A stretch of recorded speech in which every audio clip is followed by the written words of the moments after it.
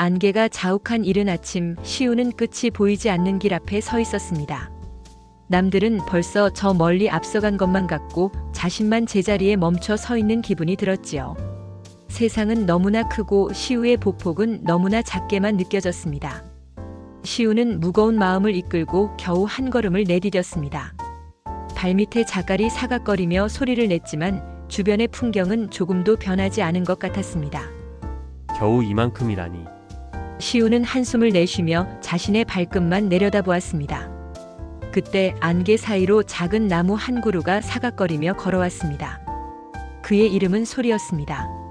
소리는 아주 천천히 뿌리를 다리처럼 움직이며 시우 곁으로 다가왔습니다. 안녕 여행자야. 왜 그렇게 슬픈 얼굴을 하고 있니? 소리가 잎사귀를 흔들며 다정한 목소리로 물었습니다. 시우는 소리에게 속마음을 털어놓았습니다. 나는 오늘 하루 종일 걸었지만 아직 여기 그대로인 것 같아. 내 걸음은 너무 느리고 보잘것없어서 아무 의미가 없는 것 같아. 시우는 바위에 주저앉아 고개를 파묻었습니다.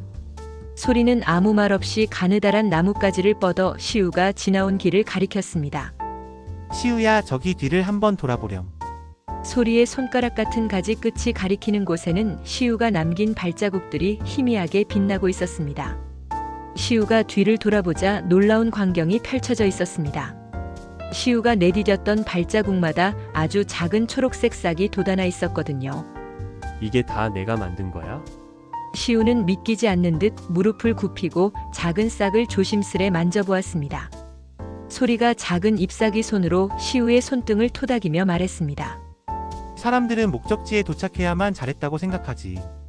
하지만 진짜 기적은 내가 멈추지 않고 내디딘 그 작은 한 걸음 속에 있단다.